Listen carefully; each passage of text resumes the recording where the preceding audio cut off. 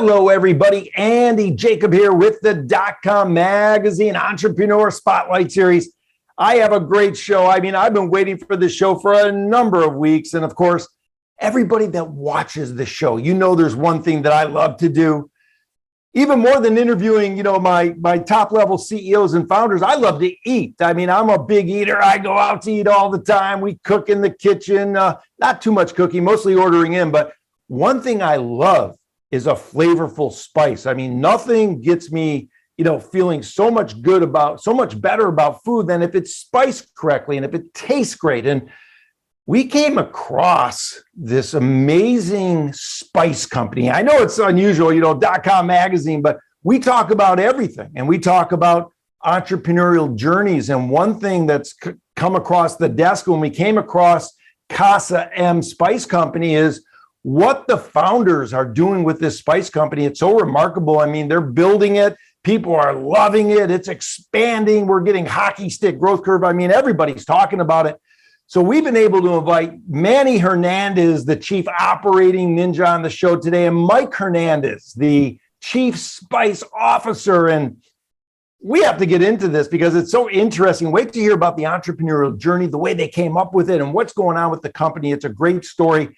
So first of all, let me introduce Mike. Mike, welcome to the .com Magazine Entrepreneur Spotlight Series today. Thank you very much, sir.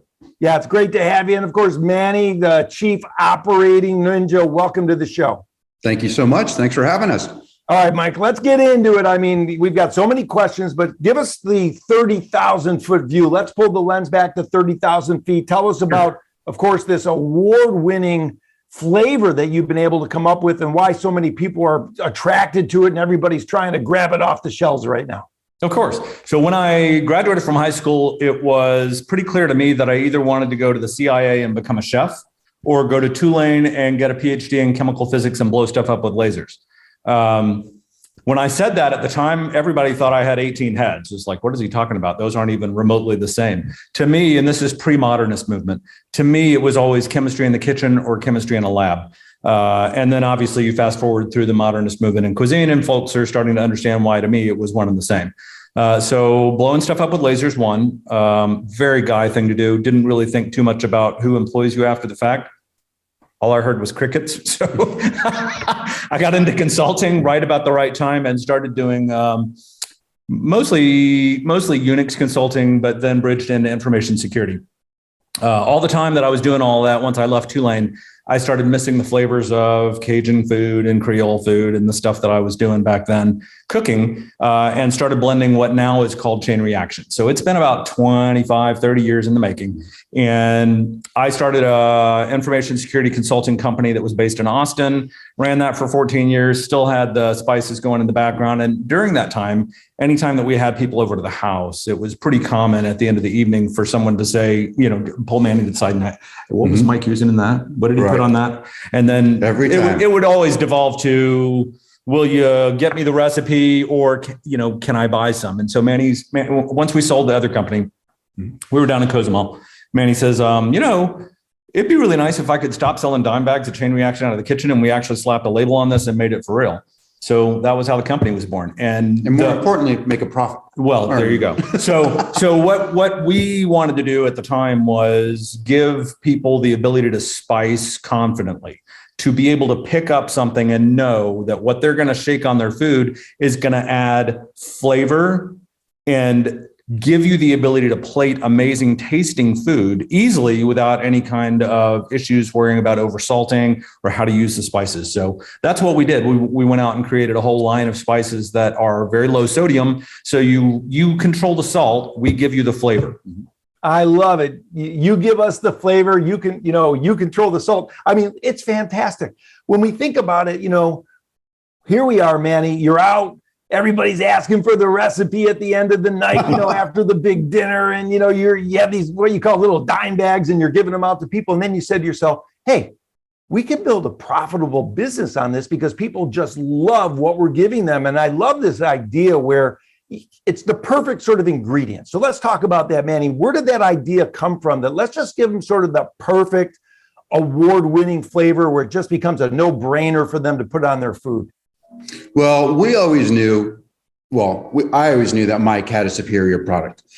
When we decided that we were going to get into this field that's already very saturated, we thought, you know what, what's going to set us apart is if we get the product in front of these large competitions and see what awards we can pull out. That way we can prove to the world that what we've already known, that the spices are superior, that it's a premium blend, that we're proud of our brand and our packaging, et cetera. So we threw it out there. Within the first year, we actually won 25 plus awards, and we're now up to 70 plus awards on national competitions in just 3 years. So that's something that we're very proud of.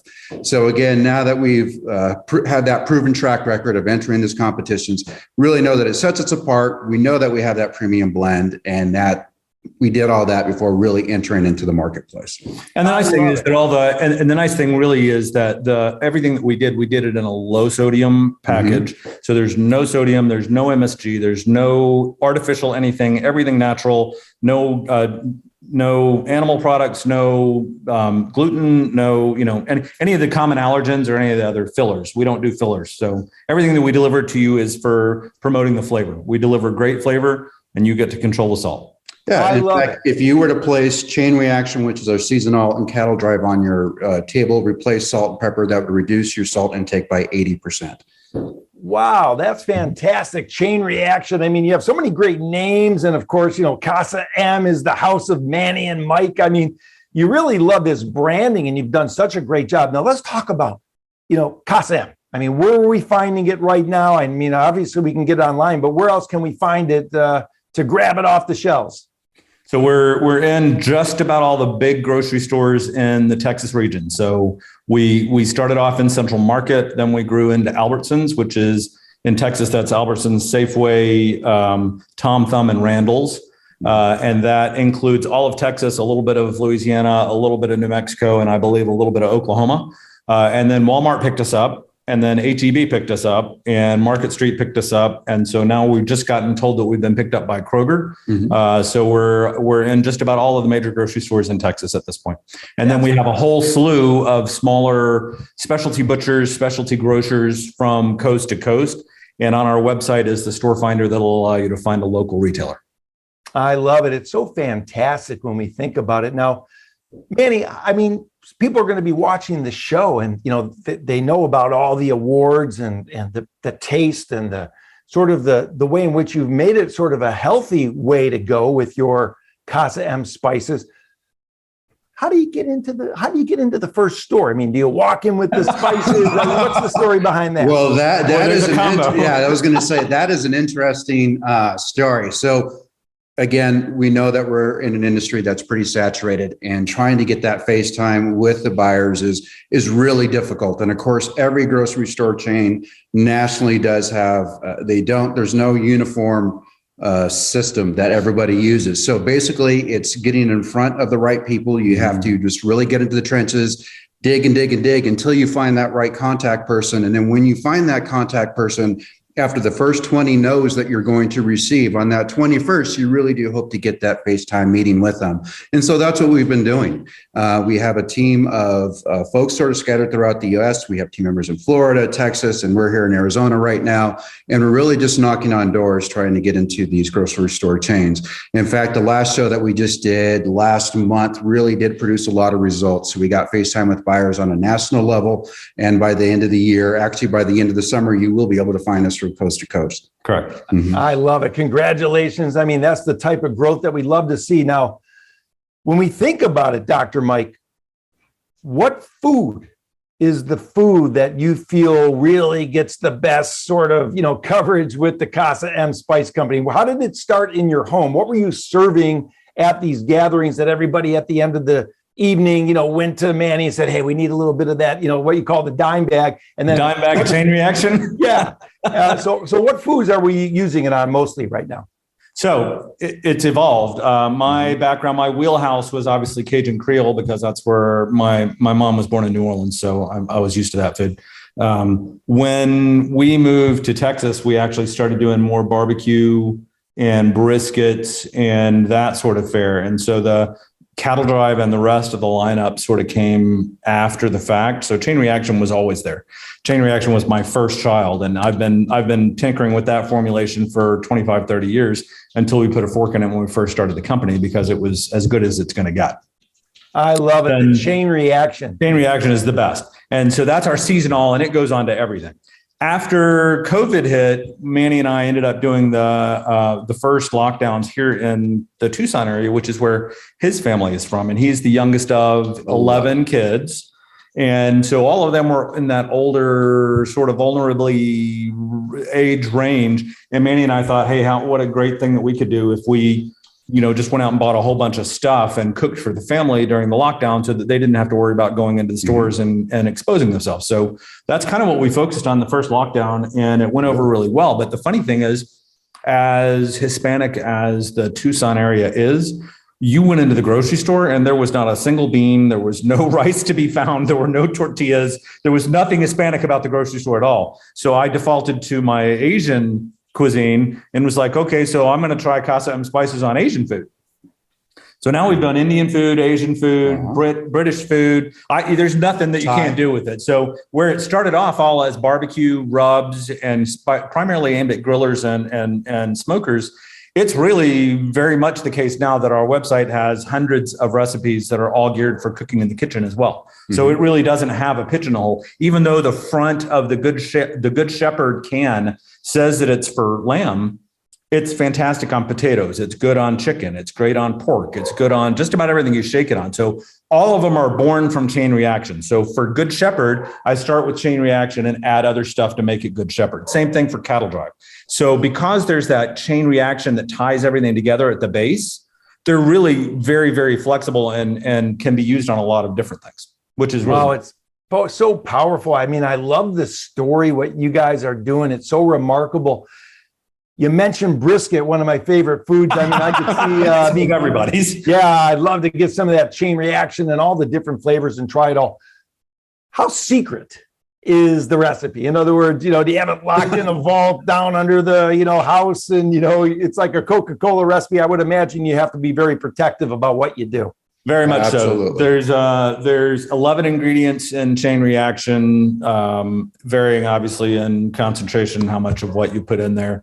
The 12th is because we co-pack down in Houston and it's pretty humid down there. We have to put a little bit of an anti-caking agent in there, or it'd show up at everybody's doorstep as a brick. But other than that, it's just 11 ingredients. Yeah, I love it. It's pretty interesting when we have individuals over when we're at shows and they try to break down what ingredients that we have. And we have not had a single person come up with all 11 ingredients. So, no. And that is absolutely something we're not going to share. And if they did, you're not going to say they're right. Right, exactly. I guarantee you that. Listen, I love what's going on. You guys are great also at branding. I mean, you guys walk the walk and talk the talk. You love to cook. You love to, get the family together. You cook for the family during COVID. These are great stories. Now I'm looking at your shirts, and yes. I love your shirts. I mean, I'm going to have to get one of those shirts and wear it around here. I mean, you've got something that says FC Dallas on there, of course, with your logo. Let's talk about that. That's a super great looking branding opportunity for you guys. That is, in fact, we were super lucky. We got selected by FC Dallas as one of their inaugural class of 5 homegrown partners. And what that is essentially is the organization has a commitment to furthering diversity and minority-owned businesses in the local Dallas-Fort Worth Metroplex. Mm-hmm. And I should go on the record as saying that we're here in Tucson because our house in Dallas flooded. So, been here since November 3rd. We've been here waiting for the flood to be repaired since November, so bear with us. But they picked us out of a class of 150 I think there were 150 plus mm-hmm. people that submitted their applications. We got picked as one of the first 5. We had a fantastic season with them last year. And at the end of the season, they came up to us and said, you guys were so fun to work with. We'd love to have you as a partner again this year. And so we renewed our partnership with them this year. And instead of being an official homegrown partner, we're an official partner of FC Dallas now. We've got a lot of stuff going on with them, a lot of stuff. In the stadium, they've got concession items that are made with our product. We've got our product in the team stores. We've got a spiciest fan competition every single home game where one fan family is picked as the spiciest fan, and they get a gift set plus an apron plus giant shakers of our product and all kinds of stuff. So it's been a really fun working environment with them. FC Dallas is great. Yeah, I love it. It's great. Now, I'm wondering, kind of an off the cuff question. Have you found any restaurateurs sort of sliding in your chain reaction into their recipes and their restaurants going off the hook because they're using your Casa M spice? Believe it or not, yes. We have a chef down in Houston, Elliot Roddy, who won the best sandwich in Texas because he uses uncontrolled chain reaction in his fry mix. So he makes what was it? It was a chicken fried steak, right? Mm-hmm. Chicken fried steak, one of the two. Yes. And he dredges in the fry mix is all uncontrolled chain reaction, uncontrolled whole hog, and flour. Wow, that's so remarkable. And I love the story, and I love both of your passion together. I mean, I'm doing the interview and you're answering each other's sentences and you're finishing each other's questions. I mean, it's remarkable. You guys are like two peas in the pod. When we think about it, though, as an entrepreneur, let's talk about sort of what gets you up in the morning. What gets you going in the morning? What's the why, Manny and Dr. Mike, of what gets you going every single morning to get this business built? For us, we have a brand manifesto that's on the website. Mm-hmm. It really is what the driving force is, more behind Casa M even than just purely Casa M Spice, because the brand manifesto really expresses the core values that Manny and I have with respect to what healing good food can do around a dinner table where there's civil conversation, good food, bringing everybody back to the table where we can have, a much more civil discussion and, get back to older traditional values that really we hold near and dear to our heart. So the brand manifesto mentions things like, if you make a mess in the kitchen, we all clean up after the fact, right? If you find someone who isn't a friend already, it's just because you haven't cooked for them yet, right? So strangers are just people that we haven't cooked for yet. They're core values and assets that Manny and I really hold dear to our heart, and express that through the corporation and the brand, in the sense that we want you to get a giggle out of the fact that our lamb seasoning is called Good Shepherd. We want you to get a giggle out of the fact that our poultry seasoning is called Pecking Order, right? I mean, we want you to use it and enjoy it. And we want you to use it because it gives you undeniable flavor profiles that you're not going to get from any of the other competitors, in a low sodium platform that then allows you to plate great food, right? And then once you have great food and you're entertaining at the table, how easy is it just to have that conversation that you really want, right? That you've been dying to have with people over dinner. Right. Yeah. It's so, and the hospitality that goes with that, right? Yeah, it's powerful. You talk about this and I'm thinking about, my world and my life, and some of the greatest evenings that I've ever had have been with people sitting around, eating some great food, maybe having some wine and just talking and laughing and having the wonderful time. And I think we all need a big dose of that. And I really thank you. Particularly post-COVID, right? Yes, right. Yes. And you guys are. If we could bring Casa M Spice into the airlines. Well, listen, based on what you've done, I wouldn't say that that's an impossibility. Like behind my shoulder, nothing is impossible. I'm sure I'm going to be flying and I'm going to be tasting some of that Casa M Spice, maybe the chain reaction or one of the other outshoots of it. Let's talk about entrepreneurship. You both have a remarkable background. Your experience is really awesome. And, you came up with this idea, and here we are. You're throughout Texas, going nationwide. It's going to be everywhere on every table in America. Let's talk about what it takes to get through a tough time as an entrepreneur. Let's talk to the younger entrepreneurs, maybe watching the show, that are in their first startup, that maybe are hitting a pothole. What's it take, Mike, do you feel, to get through a tough time or a pothole in the road as an entrepreneur and keep on pushing? Man, if I had a nickel for every hard time I had as an entrepreneur across the years, it's rough. I mean, you have because you're relying on yourself, you really have to be resilient, and you have to have the attitude that I can fix just about anything, right?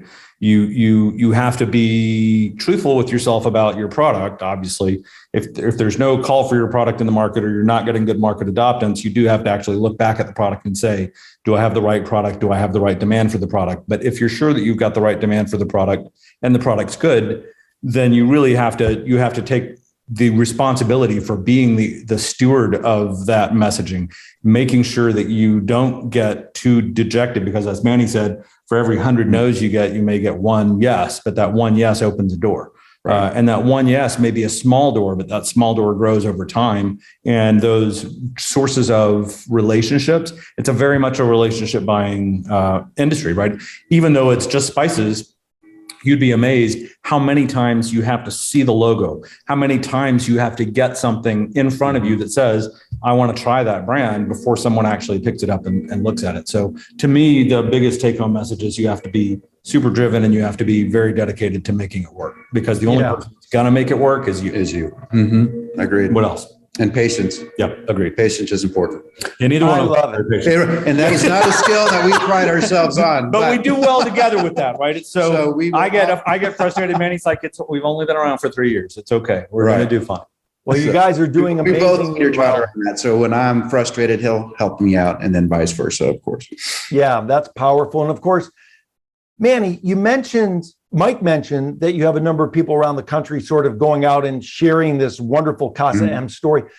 When you look to those types of people that are sort of representing your brand, representing each of you, as individuals and as partners, what do you look for in those people that are working on behalf of Casa M? Is it the attitude? Is it their experience? What are you looking for? Well, first and foremost, we want them to be passionate about the product. So we're going to send out samples of the product. We're going to ensure that they taste it, they use it in the kitchen, they use it on the grill, and that they love it. Because if they don't love it, they're not passionate about it. It's going to translate when they go into a sales call or where they're going to meet with specific buyers. So first and foremost, again, making sure they love the branding, making sure they love the product, and they're able to use it. And the manifesto. And the manifesto. They have to believe in the values of the brand. Exactly.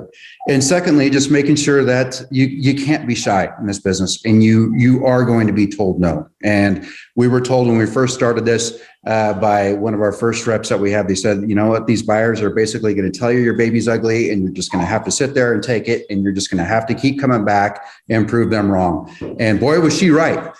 We've heard that a number of times, but yet we keep going back, and now we're having tremendous success. So when we are looking at those brand ambassadors, when we're trying to bring them on board, we really want to make sure that they are, I don't want to use the term aggressive, but definitely willing to hear the word no, but keep going back over and over again. Agreed.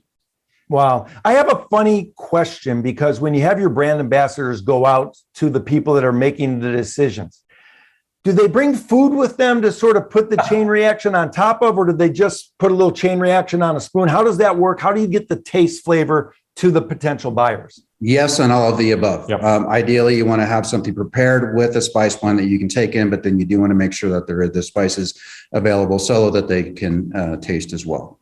Agreed. It's critical to get it on something so that they can taste, but it's a balancing act, because you want to make it really simple. What we don't go for when we're sampling is super complex dishes with sauces that have multiple different flavor profiles. You're looking for something simple, like a simple protein, like a chicken, a pulled chicken, some neutral protein that you can put a little bit of something on and enhance the flavor so that they can see what the flavor profile of that particular one is. So we sort of teetered back and forth on what that delivery method is. It's really good on things like simple as watermelon or feta cheese, or mozzarella cheese, even pulled chicken, pulled pork, relatively neutral, and you can just add a little bit of flavor with that. One thing that we did figure out was not particularly useful was one show out in Albuquerque. We were actually using the little paper cups and sprinkling a little bit of the product in there. And generally, 99.9% of the population takes that, puts it in their hand, they stick their finger in it, and they go,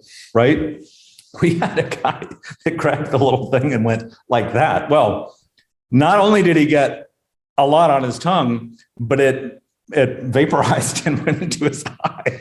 And he was not the first, or not the last one. He wasn't the last one. He was the first one, but he wasn't. So we stopped serving it in paper cups. That's awesome. I mean, really a great story, Mike and Manny. I mean, here you are, the co-founders and partners of Casa Spice. You're partners in life as well, and your attitude really comes through with your product. People can feel and see and touch that. I mean, it's a healthy spice as well, which is remarkable. So many people are using it. We can't wait for it to come to every single, supermarket and every single place throughout the United States and potentially the world. I'm sure more chefs are going to be using it in their award-winning items as well. So this is very exciting. And first off, Manny, I wanted to thank you so much for coming on the show today and being the chief operating ninja. I love that so much. And thanks for coming on the show. Thanks for having me. And Dr. Mike, the chief spice officer, the man behind the chain reaction with the secret ingredients. This has been a remarkable interview. And thank you so much for not only sharing your interestingly remarkable entrepreneurial journey, but this idea to bring people together across a table to feed them and have a great intellectually stimulating and spiritually stimulating conversation where everybody can talk and become a better citizen of the world. I love that so much. So Mike, thanks so much for coming on the show as well. Thank you very much for having me. We appreciate it tremendously.